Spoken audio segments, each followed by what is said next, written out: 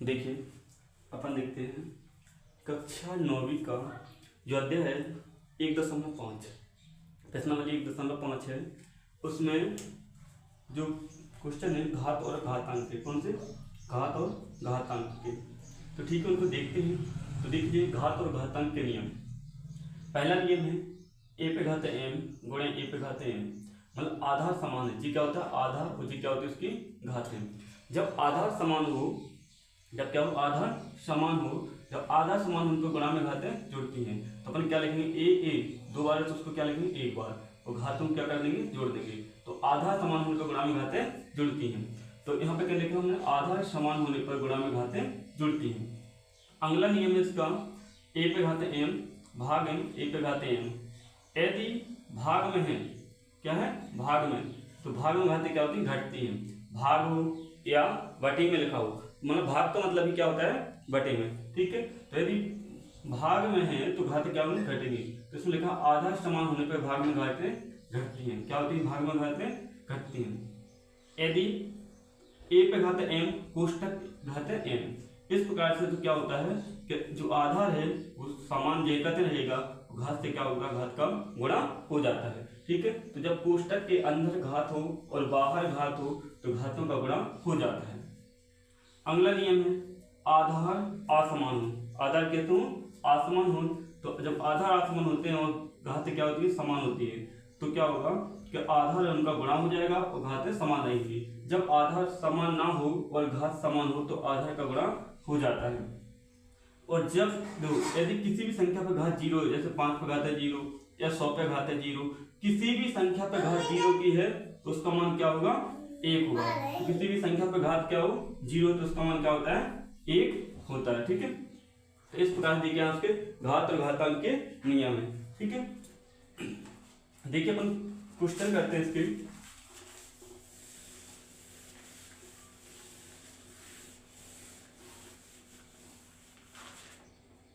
पहला क्वेश्चन है इसका 64 पे घात है 1/2।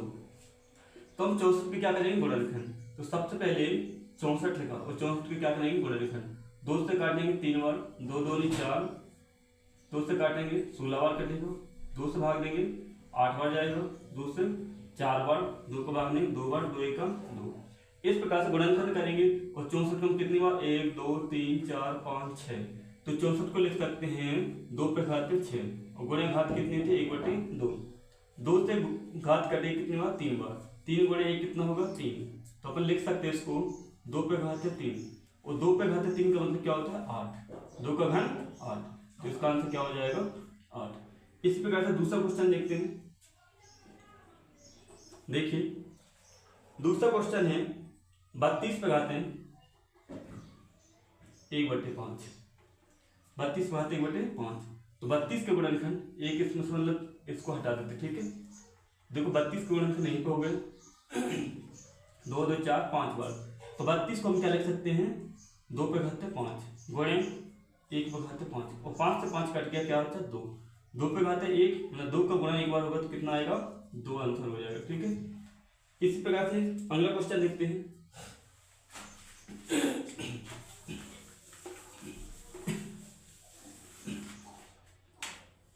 देखिए 125 तीसरा क्वेश्चन है 125 घात 1/3। तो 125 के गुणनखंड क्या होंगे, सबसे पहले हम इनके गुणनखंड करते हैं। तो 125 कितने से कटेगा 5 से, 5 दूनी 10, 2 बचा पचम 25, पचम 25, 5 एकम 5, मतलब 125 काटेंगे कितनी बार कटेगा 5 पे घात 3 गुणे 1 पे घात 3, 3 से 3 कटा 5 पे घात 1, क्या हो गया 5, इसका आंसर हो जाएगा।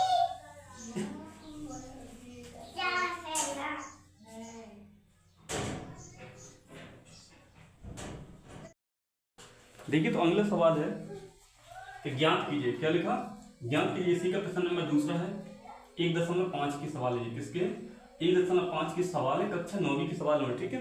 तो 1.5 की सवाल है, इसमें जो दूसरा सवाल में लिखा कि ज्ञात कीजिए। तो 9 पे घात है 3/2। अब 9 को अपन क्या लिख सकते हैं 3 का वर्ग लिख सकते हैं कि नहीं। 9 क्या होता है 3 का वर्ग, या 9 के गुणनखंड करेंगे 3 3 का 9, 3 एकम 2, तो 1 और 2, तो इसको लिख सकते हैं 3 पे घाते 2, लिख सकते हैं कि नहीं। तो देखिए इसको हमने क्या लिखा, 9 को 3 पे घाते 2, क्या लिखा 9 को 3 पे घाते 2। अब इसकी घात कितनी थी, 3/2। अब जी घात से इसका इसको कट गया कि नहीं, अब क्या होता है 3 पे घाते 3, तो 3 का घन कितना होता है 27, तो इसका आंसर क्या हो जाएगा 27।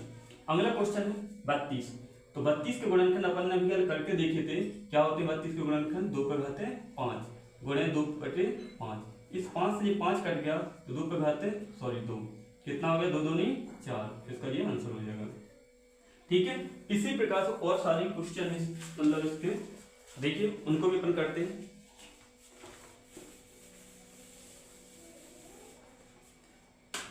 अगला क्वेश्चन है 16 पे घाते 3/4, इसी का चौथा क्वेश्चन है 125 माइनस घात 1/3। तो देखिए 16 के हम सबसे पहले क्या करेंगे, गुणन करेंगे, 2 अट्ठे 16, 2 चौको 8, 2 दूनी 4, 2 एकम 2, कितनी बार आया 4 बार, तो 2 पे घाते 2 दूनी 4, 4 8 8 दूनी 16, ठीक है, तो 2 पे घात में 4 लिख सकते हैं, इसको क्या लिखेंगे 3/4, इस 4 से देखो ये घात 4 कट गई कि नहीं। अब हम क्या करेंगे 2 पे घाते 3, अब 2 का घन कितना होता है 8 होता है ना, तो ये इसका क्या हो गया आंसर हो गया 125। तो 125 का अपन गुणनखंड करके देख लो, तो 125 क्या लग सकते हैं 5 का घन, क्या होता है 5 का घन 125, घात है -1/3, इस 3 से 3 कट गया, 5 पे घात है -1, जब माइनस की घात हो तो उसको बटे में लिख सकते हैं, कैसे 1/5 पे घात है 1, यदि माइनस की घात हो तो हम 1 के बटे में करके उसको क्या हो जाती है, वो प्लस की घात बन जाती है। जैसे यहाँ लिखा 5 पे घात है -1, तो इसको हम क्या लिख सकते हैं 1 के बटे में करेंगे, और ये 5 से क्या आ जाएगा बटे में, और घात क्या हो जाएगी प्लस की। यदि बटे में लिख देते हैं तो घात क्या हो जाती है प्लस की, यदि इसी घात को हम ऊपर ले जाएंगे तो क्या हो जाएगी घात माइनस की। ठीक है, तो इसको हम लिखेंगे 1 का 1 रहेगा, और 5 पे घात है 1, मतलब 5 गुना 1 बार करेंगे तो कितना होगा 5, तो इसका आंसर क्या हो जाएगा 1/5। इस प्रकार से इसका आंसर कर सकते हैं। ठीक है, चलिए अगला क्वेश्चन इसका देखिए,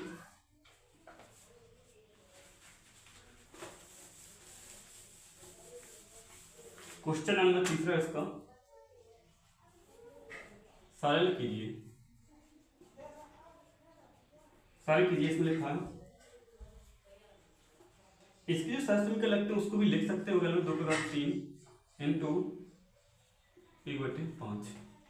अब देखना आधा समान है ना, तो आधा समान हम गुणा में घाते जुड़ती है। देखना अपन ने शास्त्री का पढ़ी है, ए पे घाते m गुणे ए पे घाते m बराबर am।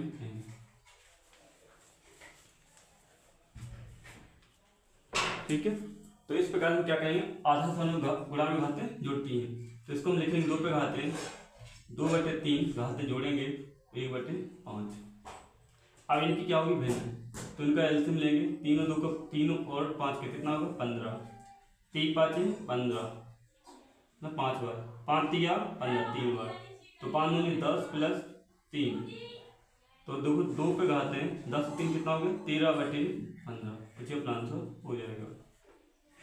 ठीक है, क्या करना है देखो, आधा समान है गुणा में घाते जुड़ेंगी, तो हमने क्या लिखा आधा दोनों दो था, मतलब 2 2 था तो एक बार लिख दिया, और घातों को जोड़ के लिख दिया। इन घातों को बटा भिन्न बनेगी ना, तो इसको क्या लेंगे इसका आंसर। देखिए इसका अगला क्वेश्चन है, दूसरा क्वेश्चन इसी का, 1/3 पे घाते 3 घाते 7। अब देखना इस पे क्या लगेगा, हमने अभी एक बताया था फॉर्मूला, ए पे घाते m घाते ए पे घाते n, जब कोष्टक के अंदर घात हो बाहर भी घात हो तो इसको क्या होता है ए पे घाते m गुणे n, मतलब घातों का गुणा हो जाता है। तो ध्यान देना यहाँ पे क्या है, देखिए 1 पे घाते 7, तो हम इसको क्या लिखेंगे 1 पे घाते 7,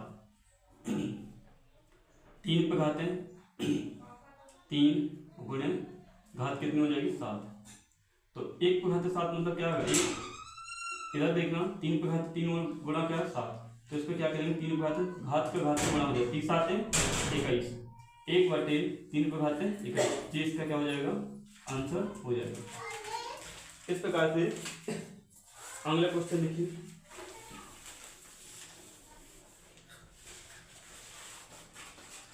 इसी का तीसरा क्वेश्चन है 11 पे घाते 1/2 बटे 11 पे घाते 1/4। 11 पे घाते 1/2 और 11 पे घाते 1/4। तो देखिए इसको हम कैसे करते हैं। सबसे पहले ध्यान देना, इस पर घाते हैं, ठीक है, 1/2 और 1/4। अब ये क्या है, आधार सामान्य भाग में घाते की क्या होती है, घटती है। तो ये क्या, बटे का मतलब क्या होता है, भाग। बटे का मतलब क्या होता है, भाग। तो इसको हम लिख सकते हैं 11 1/2 माइनस 1/4। भाग का मतलब बटे का मतलब क्या होता है, भाग होता है, ठीक है। तो इसमें क्या होगा, घाते घटेंगे। इसका फॉर्मूला क्या है, ए पे घाते एम भागे ए पे घाते एन, ए माइनस एन, ठीक है। ये वाला फॉर्मूला लगेगा। हम इनकी क्या करेंगे, भिन्न करेंगे। इसका एल्सियम आ गया 2 और 4 का 4, 2 2 नहीं 4, 2 बार 4 एकम 4। तो 11 पे घाते 2 में से 1 गया, कितना बचा, 1/4। जी इसका क्या हो जाएगा, आंसर हो जाएगा, ठीक है। इस प्रकार से इसको भी हल कर सकते हैं।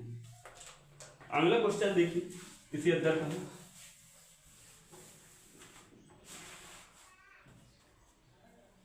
चौथा क्वेश्चन है 7 1/2 इंटू 8 घाते 1/2।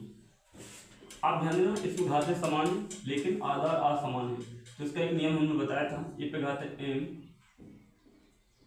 गुणे बी पे घाते एम बराबर ए बी घाते एम। ये वाला नियम बताया था, ठीक है। तो इसमें क्या होगा, मतलब आधार है उनका गुणा हो जाएगा। तो 7 8 है 56, घाते क्या हो जाएंगे 1/2। जी इसका आंसर हो जाएगा, ठीक है। इस प्रकार से अपन कर सकते हैं,